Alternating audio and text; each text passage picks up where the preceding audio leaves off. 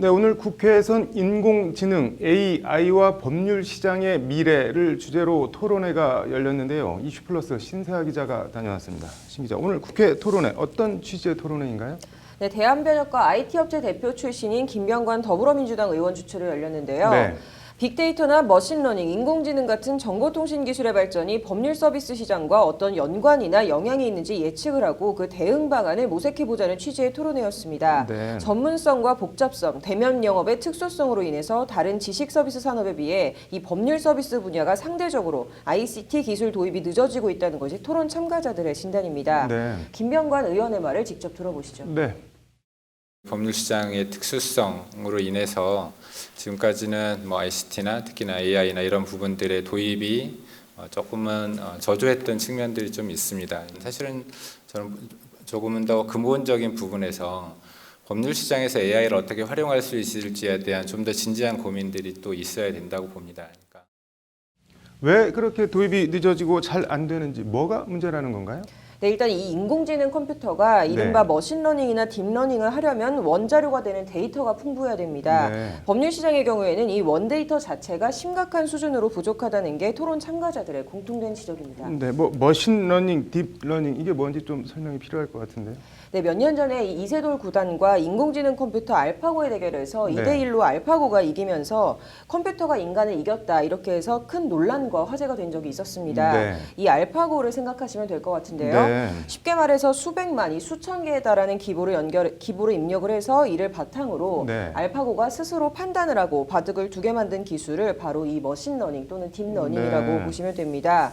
그런데 이 바둑의 기보처럼 법률 서비스의 경우에는 원자료가 되는 기본 중의 기본이 바로 법원 판결문입니다. 네. 근데 이 판결문 공개가 우리나라의 경우에는 0.3%도 채 안 되는데요. 네.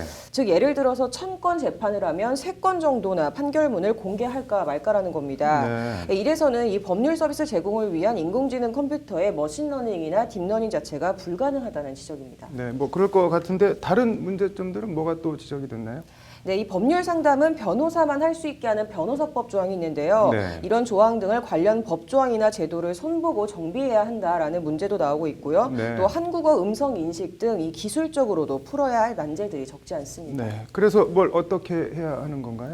네, 일단은 이 첨단 ICT 산업과 법률 산업 간의 융합이 좀 활성화될 수 네. 있도록 육성펀드 조성 및 세제 금융 지원 등을 통한 벤처기업 그리고 이 스타트업 기업에 대한 지원 정책 마련이 필요하다는 제안이 나왔고요. 네. 또 판결문 공개, 또 이 법제도 정비의 문제는 법원의 전향적 결단이나 국회의 뒷받침이 필요한 부분이니만큼 네. 이 사법부와 국회의 협조를 촉구하는 목소리도 나왔습니다. 네.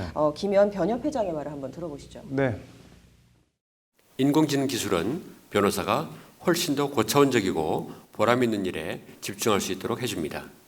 국민들에게 더 나은 법률 서비스를 제공하는 데 어려움이 없도록 아낌없이 지원하고 최선의 노력을 다하겠습니다.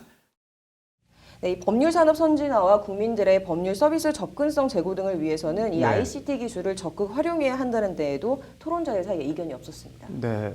세계 최대 법률 시장 미국 같은 경우는 지금 어떻게 하고 있나요? 네, 미국은 이미 지난 2016년 5월에 세계 최초 AI 변호사 로스를 실무에 투입을 해서 활동 중에 있는데요.